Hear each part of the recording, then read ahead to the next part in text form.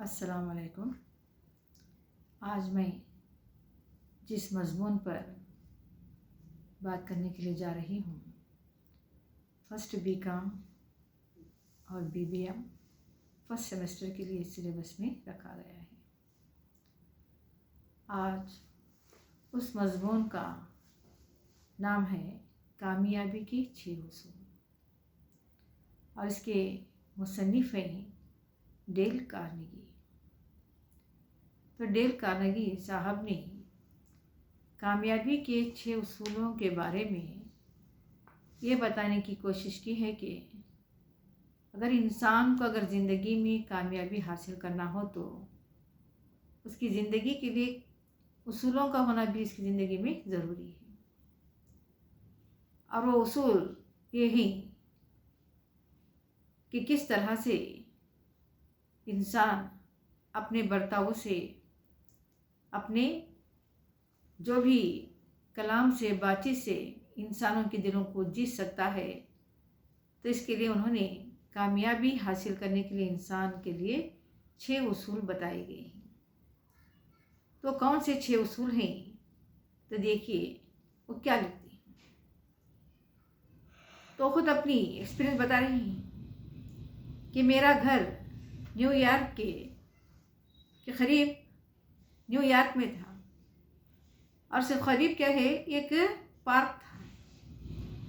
मैं अक्सर अपने कुत्ते को इस पार्क में सैर कराने के लिए चला जाता था, क्योंकि इस पार्क में लोगों का हुजूम बहुत ही कम हुआ करता था। तो एक दिन मैं अपने कुत्ते को लेकर बगैर उसे पट्टा बांधे और गले में जंजीर डाले ही उसे लेकर गया पार्क में। तो वहाँ पर ये घुड़सवार पुलिस वाले ने मुझे देख लिया और आकर उसने कहा कि क्या तुम नहीं जानते कि कुत्ते को बगैर पट्टे और जंजीर के यहाँ पर लाना मना है, और तुमने तो इसे बिल्कुल आज़ाद छोड़ दिया है। तो ये साहब कहने लगे कि ये छोटा सा कुत्ता है, ये किसी को क्या नुकसान पहुंचाएगा। तो पुलिस वाले ने आंखें दिखाते हुए बोला, कानून को छोटे या बड़े कुत्ते से गर्ज नहीं है, कानून सबके लिए एक होता है। इस बार तो मैंने तुमको माफ़ किया, लेकिन आइंदा तुम ऐसी हालत में देखा तो तुम्हारा मैं चालान कर दूंगा। तो पुलिस वाले ने इन साहब से कहा। तो इसके बाद जब भी ये साहब जाते तो कुत्ते के गले में पट्टा बांधकर और गले में जंजीर डालकर ले जाया करने लगे। तो कुत्ता भी मुंह पर पट्टी बांधकर और गले में जंजीर लटकाकर तंग आ गया था। तो ये साहब ने सोचा कि क्यों ना आज मैं अपने इस कुत्ते को खुला ही लेकर जाऊं। जैसे ही उन्होंने फिर दोबारा उस पार्क में गए, जिस पर दोबारा कुत्ते को जंजीर और मुंह पर बगैर पट्टी बांधे साथ लेकर गए, तो उनका सामना क्या है, उसी पुलिसमैन से हो गया। तो ये पुलिस आकर उनको टोकने से पहले ये साहब खुद अपनी गलती का इतराफ़ करने लगे कि मैंने कुत्ते को जंजीर से आज़ाद लाकर गलती की है, मैं कसूरवार हूँ। मैं अब कोई बहाना भी नहीं बनाऊंगा, क्योंकि कुछ रोज़ पहले आपने मुझसे वार्निंग कर दी थी, लेकिन आज मैं दोबारा क्या है कुत्ते को इस तरह से लाकर गलती की है। आप जो जुर्माना जो भरेंगे वो मैं देने के लिए तैयार हूँ। तो पुलिस के सिपाही को इनके बात के लहजे से उसके दिल में नरमी आ गई और नर्म आवाज़ में कहने लगा, मैं अच्छी तरह जानता हूँ कि कुछ लोगों को ऐसी जगहों पर कुत्तों को दौड़ाने का शौक़ होता है जहाँ लोगों की आमद रफ्त बिल्कुल कम होती है। तो ये दरमियान में ही बोलने लगे कि जनाब, ऐसा करना भी तो खिलाफ कानून है। तो ये किसी को काट सकता है या कम से कम कहे गिलेरी के बच्चों का तो शिकार कर सकता है। तो पुलिस वाला था, उसने तहकुमाना लहजे में कहा तुम बातें बहुत करते हो। मैं तुम्हें ये मशवरा देता हूँ कि तुम अपने कुत्ते को इस पहाड़ी पर ले जाकर दौड़ा लो। इतना कहकर वो चल दिया और बात वहीं पर आई गई होगी। तो अपनी गलती का एतराफ़ करना, अपनी गलती को कबूल करने से हमारे जो अपोजिट वाला भी क्या करता है, वो खुद नरम पड़ जाता है। अगर हठधर्मी पर आ गई तो बात से बात क्या हो जाती है, बढ़ जाती है और लड़ाई झगड़ा शुरू हो जाता है। तो इससे अच्छा है कि हम अपनी गलती को हम कबूल कर लें। तो एक इंसान की ज़िंदगी के कामयाबी उसूलों में से एक है। तो यहाँ पर ये जो चीज़ें जो बताई जा रही हैं कि इंसान को ज़िंदगी में कामयाबी हासिल करने के लिए इन तमाम चीज़ों को क्या है, सीखना बहुत ही ज़रूरी होता है ज़िंदगी में। तो यहाँ पर कहते हैं कि हर शख्स अपनी गलती की सफाई पेश करने के लिए मुख्तलिफ हीले क्या करता है, तराशता है। ये अच्छा तरीक़ा नहीं है, बल्कि जो शख्स अपनी गलतियों का इतराफ़ कर लेता है, ना सिर्फ इसका मकाम व मर्तबा बुलंद हो जाता है, बल्कि वो कई फजूल उलझनों से छुटकारा हासिल कर सकता है। ये तो कहते हैं, आज तक जो भी कहे, किसी को लड़ाई लड़ने से कुछ भी हासिल नहीं हुआ है।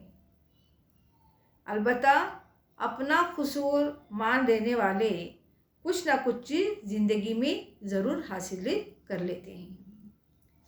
अगर आप भी दूसरों को अपना हम ख्याल बनाना चाहते हैं तो पहले उसूल पर अमल करना चाहिए। कौन सा उसूल?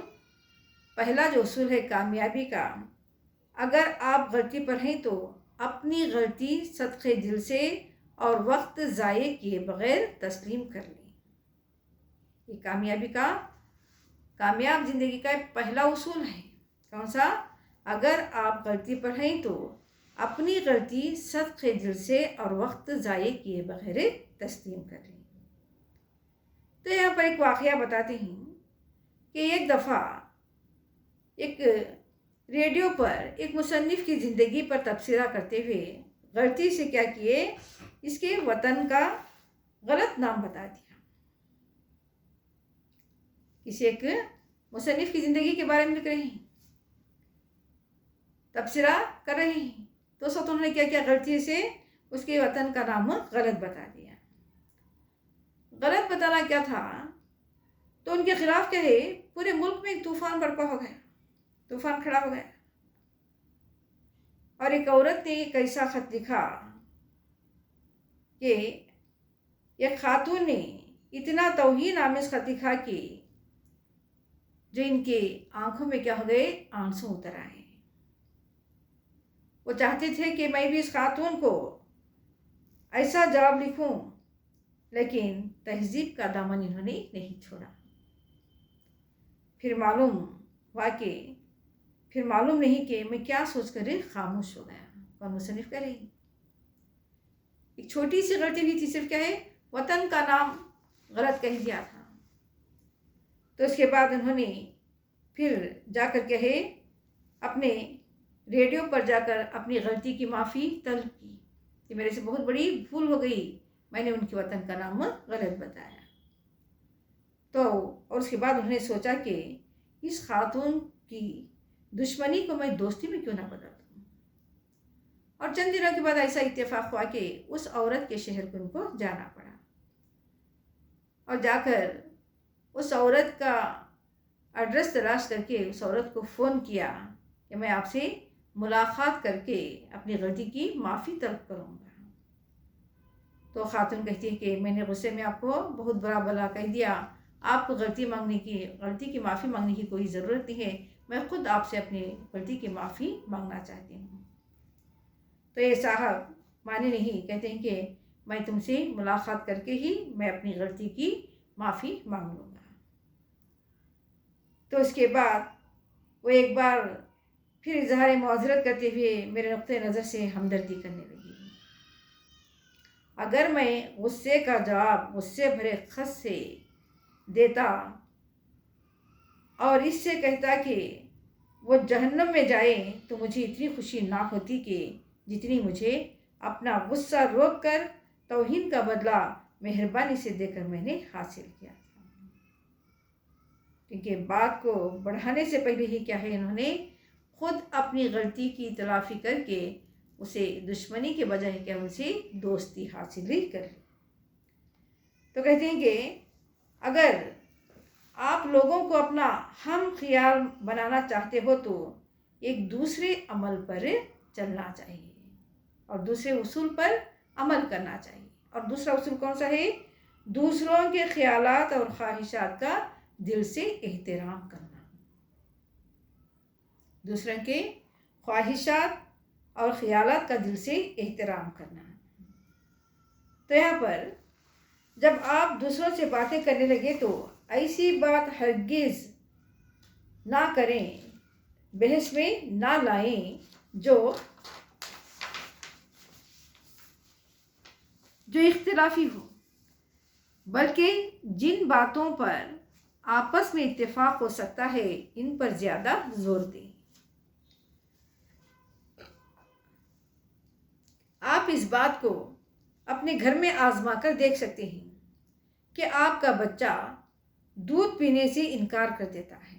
एक छोटी सी मिसाल दे रही है कि आपका बच्चा दूध पीने से इनकार कर देता है।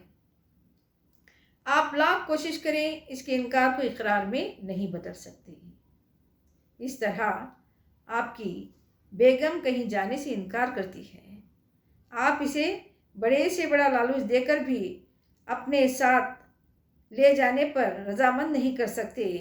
इस बात के सबूत में एक वाक़या यहाँ पर ही पेश किया है कि किस तरह से एक जो भी ग्राहक को समझा बुझाकर अपने जो भी कंट्रोल में ला कर क्या है उसे उसके दिल की बात को हम उगला सकें। तो एक शख्स का यहाँ पर हवाला दे रहे हैं कि मैंने एक बैंक का वाक़या बता रही हूँ।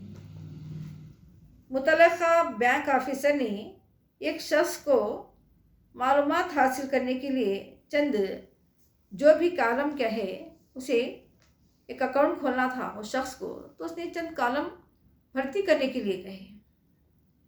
वो शख्स नहीं चाहता था कि उसकी तमाम मालूमात उनको बैंक वालों को मुहैया करें, और दूसरी जानिब यह था कि बैंक ऑफिसर को इस शख्स को अपने पास के जो डॉक्यूमेंट्स थे उसे फिलअप करने के लिए पूरे चीज़ों का इंतज़ाम करें। तो बैंक ऑफिसर क्या करता है, उस ग्राहक को मोहब्बत के साथ अपने पास बुलाता है और उसे कुर्सी पर बिठाता है और उसे ठंडा जो भी क्या है मशरूब मंगवा कर पिलवाता है और उसे समझाता है कि किस तरह से इस शख्स से शुरू ही में हाँ कहलाऊँ। कौन है? बैंक अफसर सोच रहा है। तभी जाकर उसको समझाता है कि मैंने इसे ये बावर करा दिया कि जो मालूमात आप नहीं देना चाहते हैं बैंक को भी इनकी कोई ज़रूरत नहीं है। बात सिर्फ इतनी सी है कि कल जब आप मर जाएंगे तो बैंक में आपका कुछ ना कुछ रुपया मौजूद होगा। क्या आप नहीं चाहते कि आपके मरने के बाद ये रुपया आपके वारिसों को ना जाए? तो ये ग्राहक सुनकर परेशान हो जाता है। नहीं, मैं चाहता हूँ कि ज़रूर मेरे वारिसों को मेरा अपना खास का पैसा जाए। तो बैंक ऑफिसर समझाता है कि इसीलिए इस फार्म के इस कॉलम को भर्ती करना चाहिए कि अगर मेरे मरने के बाद अगर ये जो रुपया है वो मेरे वारिसों तक उसको पहुंचा सके।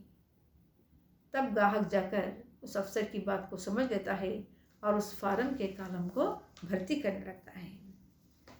तो आप दूसरों को अपना हम ख्याल बनाना चाहते हैं तो ऐसे अंदाज से गुफ्तगू करें कि दूसरा शख्स फ़ौरन हाँ हाँ में जवाब देने लग जाए।